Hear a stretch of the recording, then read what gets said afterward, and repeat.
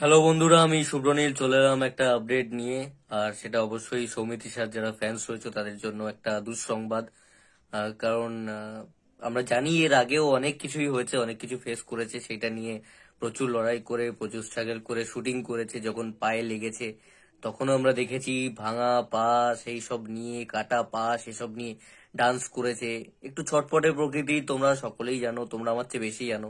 তোমরা যারা ফ্যান্স তারা তো জানোই যে একটু দুষ্টু প্রকৃতির, একটু ছটপটে, একটু ধীর নয়। এবং আমরাও যারা একটু খোঁজ খবর পাই আমরা জানি খামখেয়ালি, একটু দুরন্ত টাইপের। বয়সটা তো বেশি নয়। তো যাই হোক, যে বিষয়টা নিয়ে কথা বলার সেটা হচ্ছে সৌমিত শাহ আবারও ইনজিওর্ড হয়েছে।